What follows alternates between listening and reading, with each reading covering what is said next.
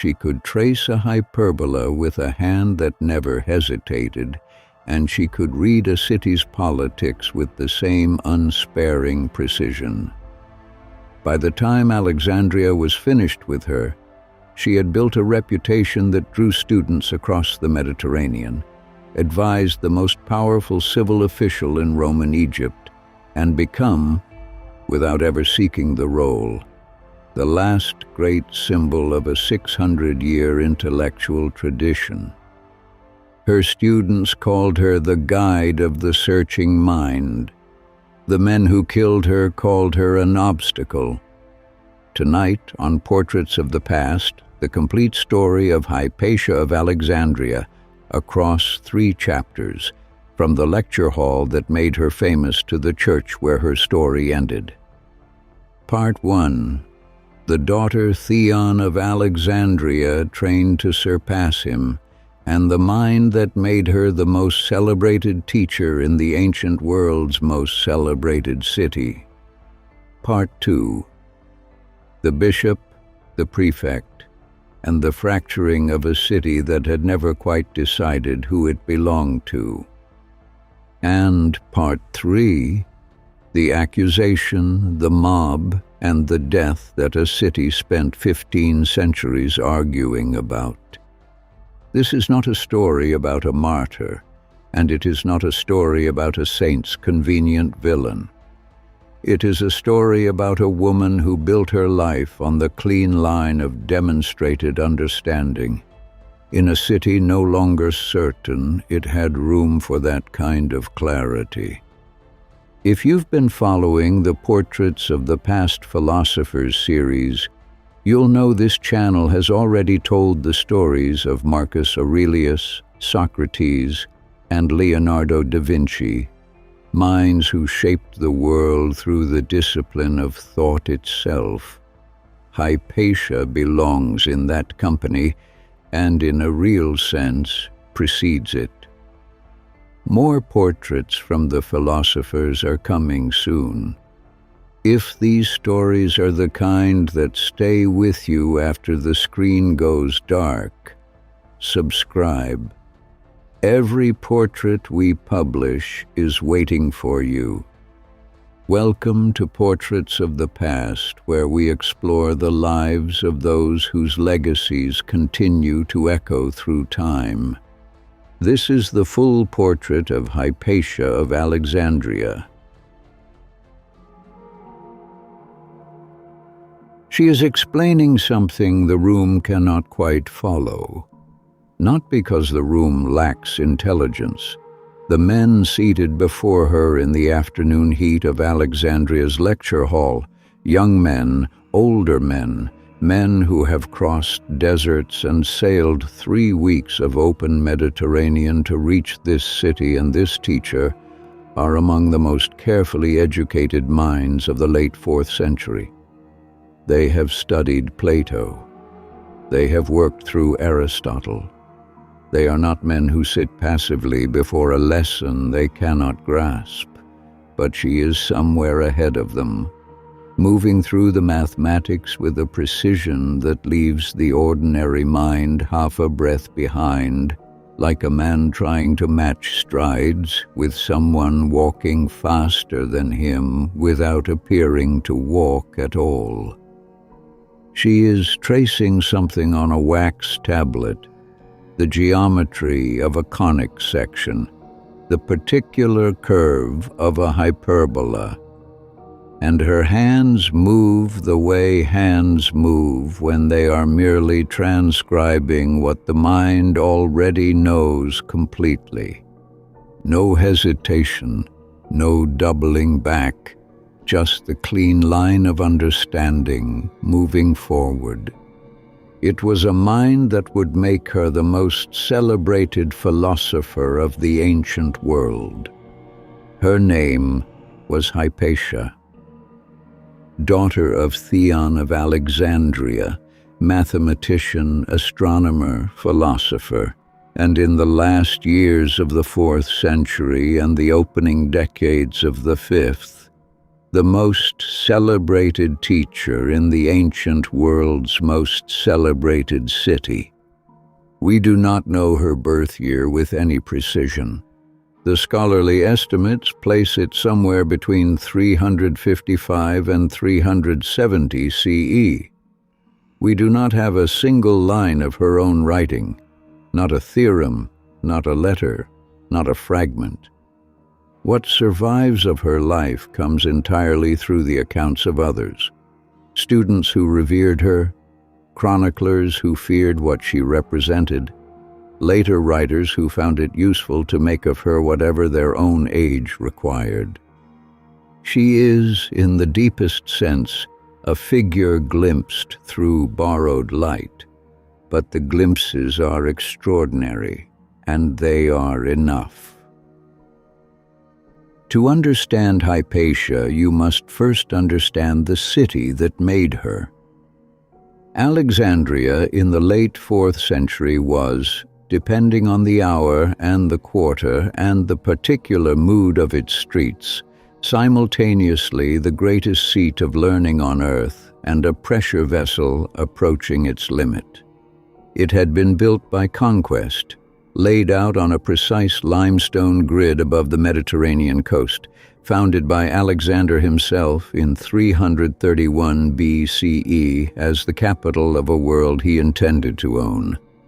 The library, the museon, the ancient world's closest approximation of a research university, where scholars received state stipends to think, dispute, and write.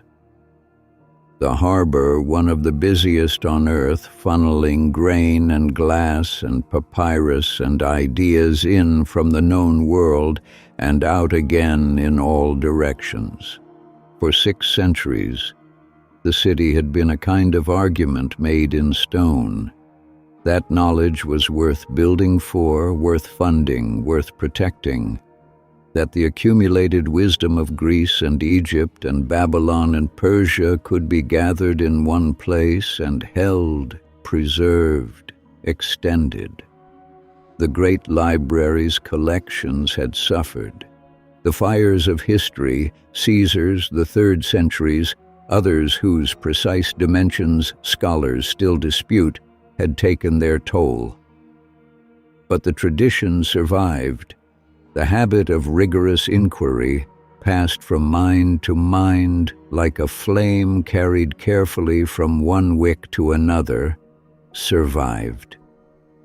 Hypatia was born into that flame.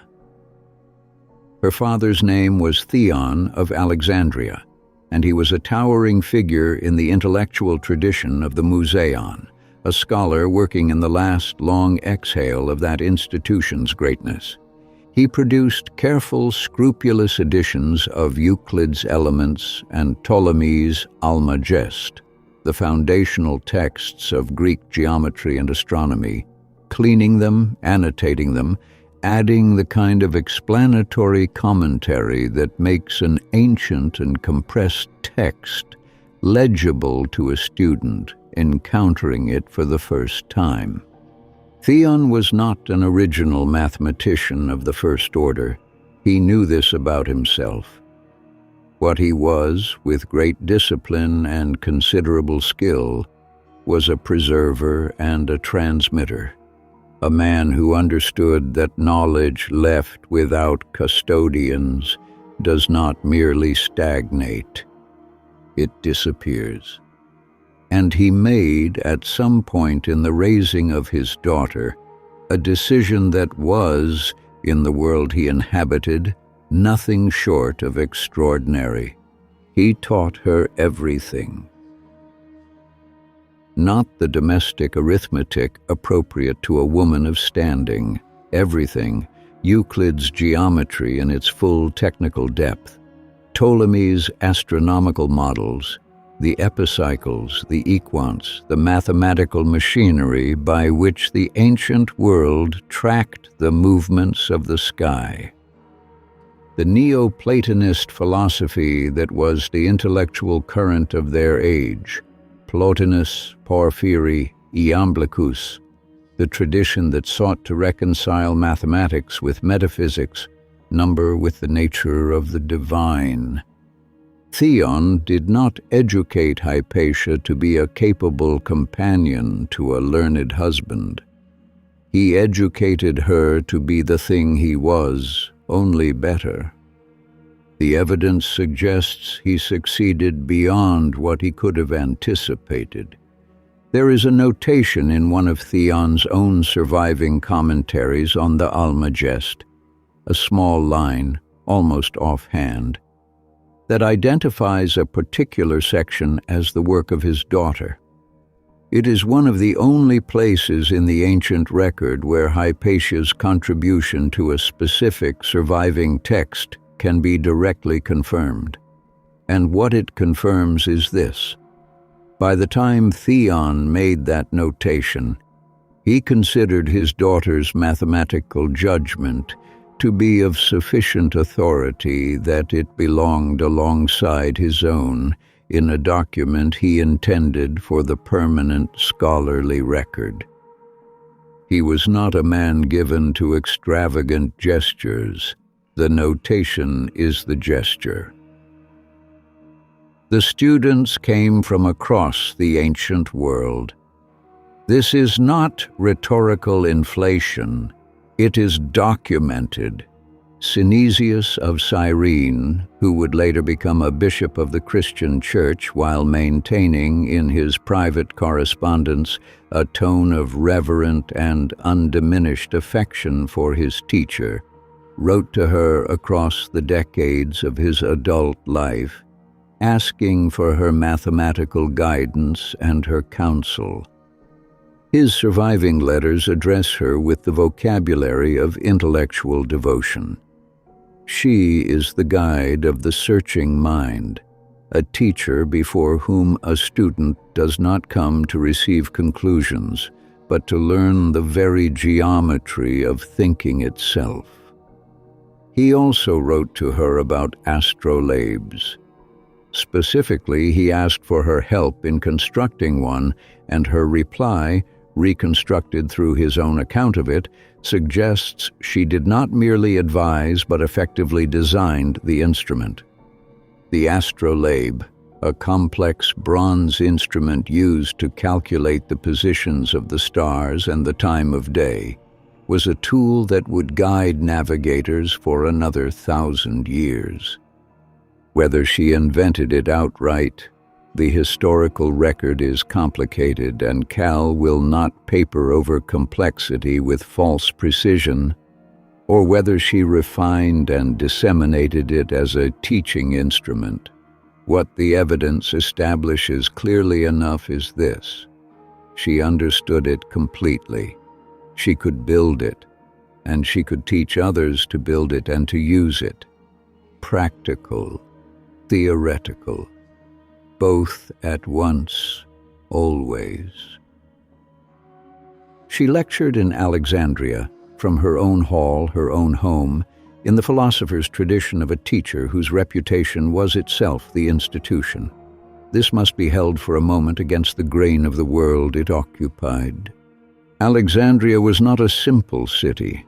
It was a place of layered and colliding worlds, Greek intellectual tradition sitting atop an ancient Egyptian substratum, a large and established Jewish community, the rising institutional weight of a Christian episcopate growing year by year in political authority and municipal ambition, all pressing against one another along the fault lines of a metropolis that had never quite resolved what it was or who it belonged to. The tensions were not decorative. They were structural. Women of substance moved in particular grooves. They were not, as a rule, what Hypatia was. She occupied the chair of Platonic philosophy. She lectured to audiences that included city officials, future bishops, men of legal and political standing, who had come to Alexandria specifically to sit in her hall. The available evidence suggests she dressed in the tribon, the plain philosopher's cloak, and walked through the city's grid streets to lecture and to advise without escort or ceremony, in the way that a philosopher of genuine standing in the Platonic tradition simply did. She had made herself, without apparent effort at self-presentation, into the figure the city reached for when it needed to think of what learning looked like. Not a woman who happened to teach philosophy, a philosopher who happened also to be a woman.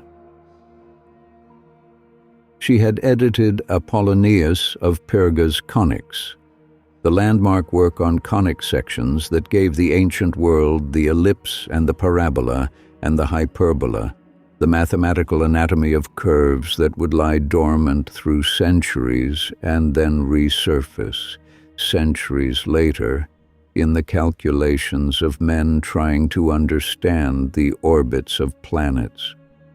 Her work on Apollonius, like so much else, does not survive in her own hand. What survives is the evidence of influence, the tradition that continued, the students who carried her methods outward into their own careers, the persistence of ideas that can, with enough scholarly care, be traced back toward their source. She did not seek monuments, she sought precision. She sought the clean line of the theorem correctly stated. She sought the sky correctly measured. The world she had built her life inside was the world her father had given her. The lecture hall, the bronze instrument held carefully in careful hands, the long argument between mathematics and philosophy that the neoplatonist tradition treated as the central argument of human existence. It was enough. It had always been enough. But Alexandria in the early years of the 5th century was no longer simply a city of argument. It was a city of pressure. The architecture of power was shifting, slowly, the way large things shift so gradually that a person standing inside the change is the last one to feel the ground beginning to tilt beneath their feet. Hypatia, at the height of her authority, her hall full and her correspondence rich, and her name spoken with reverence from one end of the Mediterranean world to the other, was still at the wax tablet, still moving forward, still following the clean line. But the city, beyond her walls, was beginning to move in a different direction entirely. The lecture hall is still full. It has always been full. The benches lined with men who have crossed deserts and sailed open water to reach this teacher, this city, this particular tradition of rigorous inquiry that Alexandria had spent 6 centuries making itself synonymous with. That has not changed. The stylus is still moving. The wax tablet is still receiving the marks of a mind that has not, by any available evidence, faltered or redirected. The philosopher's cloak is still worn without ceremony through the colonnaded streets, toward whatever the morning requires.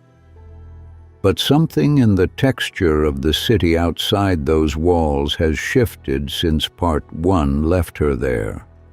Something that does not announce itself cleanly, that arrives in the specific way certain crowds have begun to move through streets which previously moved by different rules, in the quality of a night that has become less predictable than it used to be.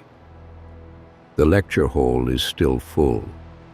The city around it is becoming, by precise and measurable degrees, a different city. Cyril became Bishop of Alexandria in 412 CE. His predecessor, Theophilus, had died in office, and what followed was not a smooth succession. Socrates Scholasticus records factional violence in the streets between Cyril's supporters and those of his rival candidate, the Archdeacon Timothy. Days of disorder before the matter was resolved, and Cyril had prevailed. He entered his office having demonstrated, before he had yet issued a single episcopal decree, that the men who supported him were capable of organized force in a public contest.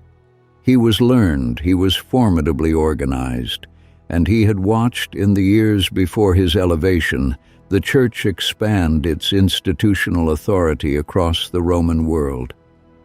He understood the episcopate as an office with real power, municipal, cultural, doctrinal, and he moved to extend it immediately. The Roman prefect who governed the city was named Orestes. He was a practicing Christian. He was also a direct representative of the emperor, and he regarded the authority of his civil office as neither negotiable nor subject to correction from an ecclesiastical quarter. Two men, then, with overlapping and incompatible claims to the control of the same city. The conflict between them was not, at its root, a conflict between belief and unbelief, between the ancient world and the new. It was a contest for the governance of a city, for its streets, its institutions, its public order, the practical question of who in Alexandria held ultimate authority, conducted in a period when the line between episcopal and civil jurisdiction was among the most contested boundaries in the Roman world. Their disagreement had consequences. In the months following Cyril's election, the Jewish community of Alexandria, established in the city for centuries, significant in number, occupying a recognized place in its commerce and intellectual life, became the first visible demonstration of what the new episcopate intended to be. Socrates Scholasticus records the sequence with care. The night theatrical performances of the city had become a site of escalating hostility between Jewish and Christian Alexandrians. At some point in the deteriorating atmosphere, according to Socrates, a faction of the Jewish population set upon Christians in the streets at night, using a false alarm, the claim that a church was burning, to draw them out into the dark and into violence. Christians died. What followed was not a civil process. Cyril moved against the Jewish quarter with the organized weight of his episcopate. Synagogues were seized. Property was taken. Families who had lived in the city for generations, in some cases for centuries, were expelled, driven into a road that led away from the only home most of them had ever known. Orestes wrote to the emperor in protest. The civil authority had been bypassed, the law overridden, and the prefect whose office should have governed the city's order had been made to watch the bishop act as though civil jurisdiction were a courtesy that could be declined. The protest went to Constantinople. It changed nothing. Cyril had acted. What this demonstrated for the specific texture of Alexandria, for the kind of pluralism that had made the city what it was for 6 centuries, is not something the sources distill into a single sentence. It arrived as a lesson, which is a slower and more permanent form of instruction. An entire community had just been removed from a city in which it had lived for generations, and the civil authority of the Roman prefect had been unable to prevent it. The institutional weight of the episcopal office had been made visible, and it was heavier than many had understood it to be. The lesson was not lost on the city's various populations. The conflict between Orestes and Cyril did not cool into cold institutional hostility and remain there. It heated. Cyril had connections to the monastic communities in the Nitrian desert, men of fierce theological conviction, organized in numbers, accustomed to physical hardship, and unaccustomed to the kind of compromise that municipal politics required. A contingent of these monks came into the city. Socrates Scholasticus records what followed. They surrounded Orestes' carriage in a public street and denounced him as a pagan and an idolater. It was not an accurate accusation. Orestes was a baptized Christian, and he said so directly and publicly. The monks were not interested in his response. Then a monk named Ammonius threw a stone. It struck the prefect in the head. He bled publicly in his carriage in the street. Orestes had Ammonius arrested. He had him tortured. According to Socrates Scholasticus, Ammonius was subjected to the torture so severely that he died under it. Cyril took the body. He gave the dead monk a new name, Thaumaeus, the Wonderful, and, according to Socrates, venerated him publicly as a martyr. A man who had thrown a stone at the head of the Roman emperor's representative had died under state torture, and the Bishop of Alexandria was presenting him to the city as someone who had died for his faith. The emperor's court had noted what had happened. The response was restrained, the kind of diplomatic restraint that the political complexity of the situation required. But Cyril had placed something into the air of the city that did not dissipate. A declaration legible to anyone who understood the institutional logic of what had just occurred, that his judgment of a man's actions superseded the civil judgment of the Roman state, and that acting in the bishop's interest in the streets of Alexandria would be remembered as something the law could not entirely define. There were other instruments in the institutional landscape of this conflict. They were called the Pyrubulanae, lay hospital attendants, a recognized brotherhood whose original function was the care of the sick and the destitute, organized by the Church and supported through its charitable apparatus. Under Cyril's episcopate, their numbers had grown substantially, and their activities had expanded beyond the walls of the sick ward. The sources document their presence in the organized political intimidation of Orestes' supporters, moving through streets in numbers that were not accidental, appearing where the bishop needed a visible demonstration that the church could fill a space and hold it.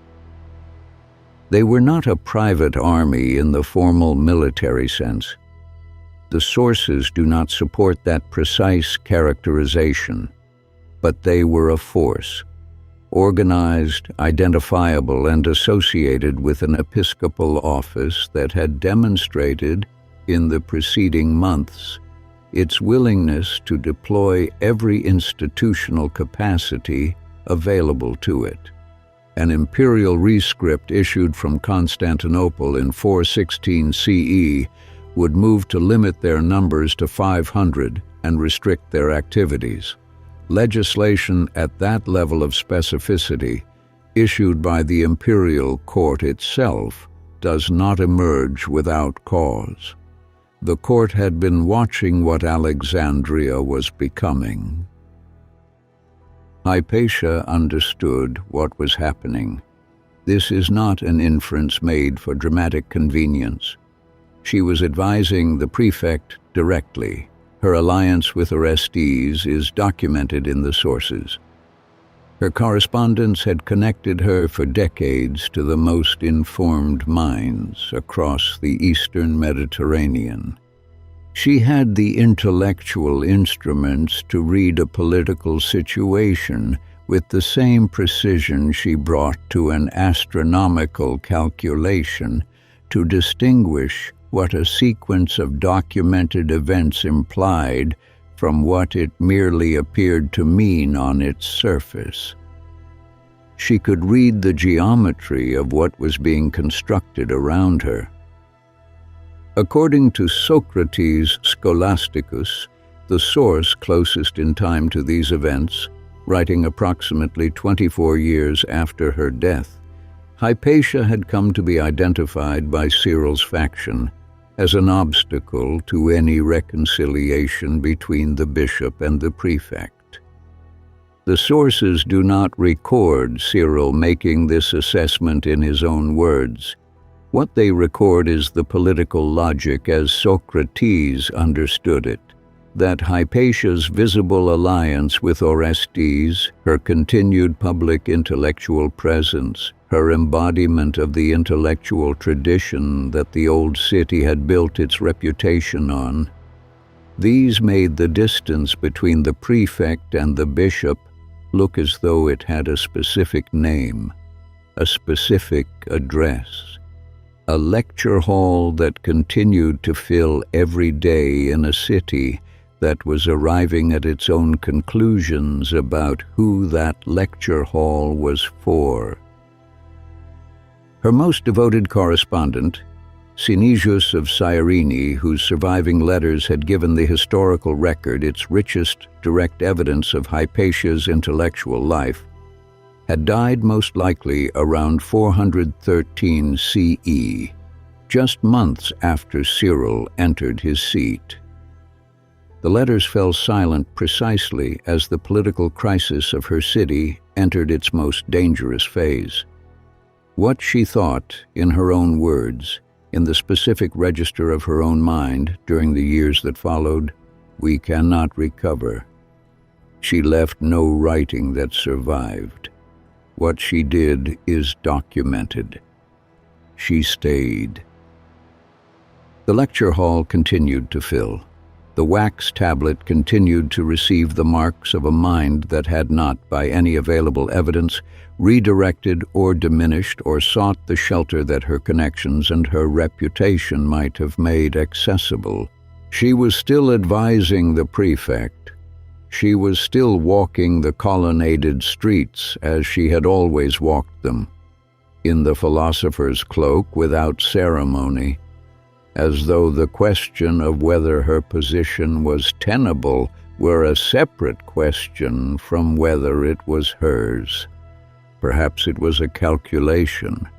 Perhaps for a mind of that precision it was simply a conclusion, that the position was the person, and that a retreat from public life was not a form of safety, but a form of disappearance, a prior erasure that anticipated and perhaps invited the one it was meant to prevent. The sources do not tell us. They show us only what she did. She had occupied a position that depended on a particular kind of equilibrium. The equilibrium of a city that could hold in productive tension a Greek intellectual tradition, a Roman civil authority, and a Christian episcopate of growing institutional ambition. That equilibrium had been fracturing piece by piece since the year Cyril prevailed in the street fighting that had made him bishop. The pieces that had broken in the preceding years, a community expelled, a prefect's blood on the paving stones, a dead man venerated as a martyr, an imperial rescript drafted in response to what organized intimidation had become, were not peripheral detail. They were documentation of a city whose tolerance for the thing Hypatia represented was contracting visibly and by design toward a point. She was still at the wax tablet. The lecture hall was still full. Outside, in the grid streets of a city built to last forever, the city had begun to make its own calculations. She is in her carriage when they find her. It is March of 415 CE. The city is in its season of Lenten observance, the streets moving with the particular intensity that religious seasons impose on public space, the atmosphere charged in ways that are difficult to name precisely, but impossible to mistake. She has made this passage through the grid streets of Alexandria hundreds of times, perhaps thousands. The philosopher's cloak, the particular angle of a mind always half occupied with whatever problem is currently under consideration. The city familiar around her in the way that a city becomes familiar to a person who has inhabited it without apology for 40 years. They stop the carriage. There are enough of them that the stopping requires no particular effort. The men blocking the street are not here for her counsel. What follows will be addressed in full, with the precision the sources allow and the honesty the gaps require, once the city that made her is properly understood. But the destination of this episode is already visible from here. The lecture hall does not fill again. Part 1 of this series established a mind and the world it inhabited. Alexandria in the late 4th century, the tradition of the Musaean, the father who transmitted everything he knew to his daughter and watched her exceed him. Part 2 traced the political machinery assembling itself around her in the years after 412 CE. The arrival of Bishop Cyril, the conflict with the Prefect Orestes, the expulsion of the Jewish community, the stone thrown at the prefect's head in a public street, the dead monk elevated to martyrdom, the parabolani moving with increasing visibility through a city that was becoming, by measurable degrees, a different kind of place. This part is the end of the arc. It will be told with the same precision the previous episodes demanded, which means acknowledging where the sources agree, registering where they diverge, and refusing to deliver false certainty on the questions the historical record leaves open.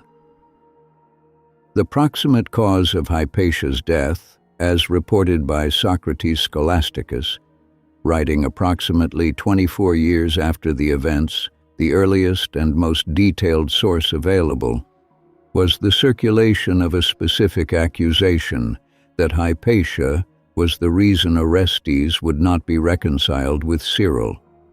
The conflict between the prefect and the bishop had ground on for years. It had taken hostages, the Jewish community, the monk Ammonius, the credibility of the civil authority, and it had produced no resolution. Someone in the volatile atmosphere of early 415 determined that this stalemate had a cause that could be removed. The sources do not record Cyril issuing an order. What they record is the political logic as Socrates understood it, and as subsequent scholarship has largely confirmed, that Hypatia, as the prefect's most visible ally, and as the embodiment of the intellectual tradition Cyril's episcopate was systematically displacing, had become, in the perception of certain factions within the Church, the specific obstacle whose removal would change the calculation. Whether this perception was accurate, whether Hypatia's counsel to Orestes was in fact the binding constraint on any reconciliation, is a different question. Perceptions of this kind do not require accuracy in order to have consequences. The mob was led by a man named Peter, identified in Socrates as a reader, a lector, a minor ecclesiastical functionary. They intercepted her carriage in the street and took her to the Caesareum, the great church that had been, in an earlier Alexandria, a temple to the imperial cult, a building whose own history encoded the transformation of the city in stone. What happened inside is where the sources must be held carefully. Socrates Scholasticus records that she was stripped and killed with ostraca, a term meaning roof tiles, potsherds, or the sharp oyster shells littering the Alexandrian coast. Her remains were burned. On this outline, the earliest sources converge.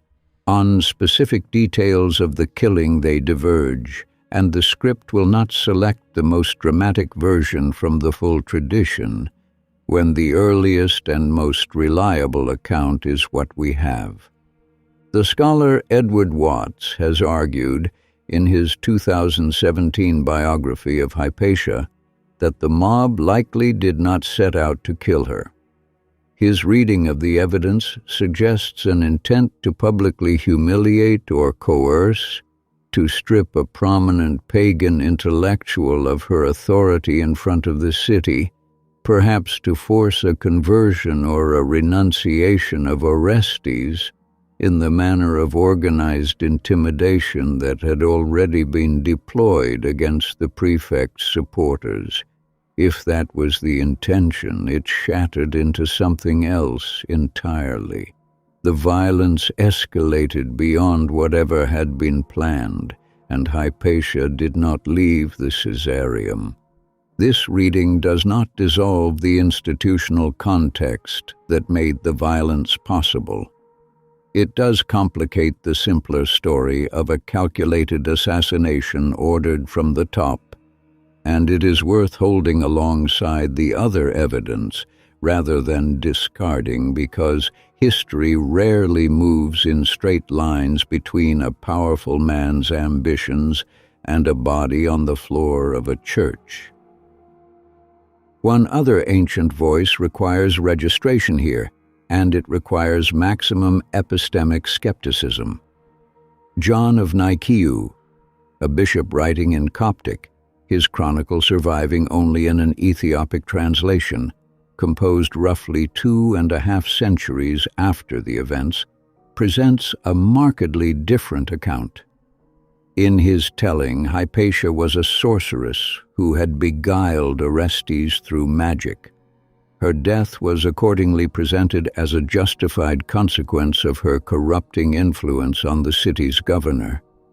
This account does not merit the same credibility as Socrates Scholasticus, who was a contemporary. It is the record of a hostile tradition, written long after the fact, by a writer with obvious doctrinal investments in the conclusion he reached. It is included here not as evidence about Hypatia, but as evidence about what certain quarters of the early Christian tradition needed her to be, and about the speed with which a city can re-narrate the woman it has just destroyed. The aftermath is documented. Orestes wrote to Constantinople.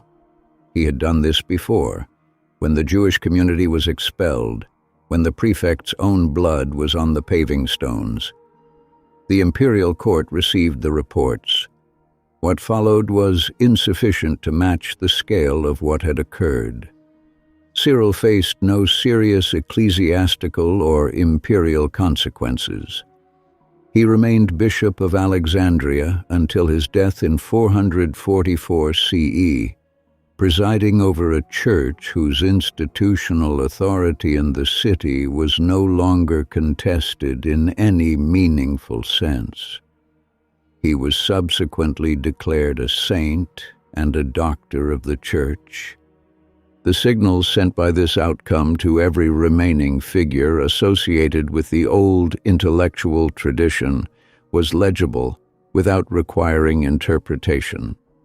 The city's pluralism, the productive tension between Greek philosophical tradition, Roman civil authority, and Christian institutional ambition that had been Alexandria's defining characteristic for generations, had resolved at last and definitively in one direction. The resolution had a body. Orestes disappears from the documentary record within months. His position in the city had become untenable, and the sources do not preserve what became of him. Many of Hypatia's students left. The sources record an exodus of intellectuals toward Athens, which developed a significant reputation in mathematics and philosophy in the years immediately following. Ancient learning did not end in the Caesareum in March of 415. The Athenian school continued for another century. The tradition persisted in other cities, in other hands, for a long time. What ended was Hypatia. The primary source for these events is Socrates Scholasticus, whose Historia Ecclesiastica was written approximately 2 decades after the fact. He names Peter the lector as the leader of the mob, identifies the Caesareum as the location, and records the killing by ostraca and the burning of remains. His account is the earliest and most detailed available. The question of Cyril's personal culpability has occupied scholars for 15 centuries and remains unresolved. No direct order from Cyril survives. The political logic of his interest in Hypatia's removal is documented. The chain of institutional responsibility connecting his episcopate to the men who acted is documented. His failure to condemn what occurred is documented. Whether these constitute culpability of the order, historians have sometimes attributed to him, is a question the archive declines to answer cleanly. On the claim of Hypatia's complete erasure, it requires precision. No independent text bearing her name alone survives, but her contributions are not entirely lost. Theon explicitly credited her with revising Book 3 of the Almagest, and scholars, including Alan Cameron, have identified her hand in specific passages of surviving commentaries. Her words exist today braided into her father's work, present but without a room of their own. The claim that her death marked the end of ancient learning is a later construction, shaped heavily by Enlightenment writers, who found in her story a useful emblem for arguments about religious authority and intellectual freedom. The actual history is more complex. The symbolic weight assigned to 415 CE is, in significant part, retrospective. What the historical record preserves of Hypatia is, in the deepest sense, a problem of absence. We know her almost entirely through others, through the letters of students who revered her, through chronicles written by men with competing agendas, through the records of a city that destroyed her and then spent 15 centuries arguing about what that act meant.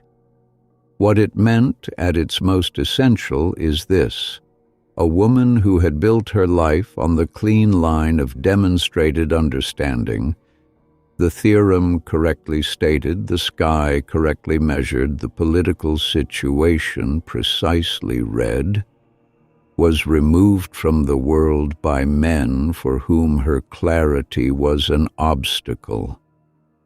Not her error, her precision. The question that does not resolve, that the archive forces us to sit with without offering relief, is whether anything she might have continued to produce continued to ask, continued to transmit, can in any sense be recovered. The lecture hall can be imagined. The wax tablet can be imagined. The hand moving without hesitation. What cannot be recovered is the next problem she would have solved, and the one after that.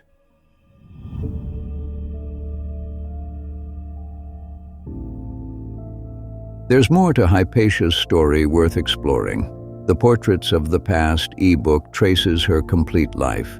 The daughter Theon trained without compromise. The philosopher Alexandria came to revere, and the woman a fracturing city ultimately could not hold on to. The link to the e-book is in the description if you'd like to go deeper into her life story.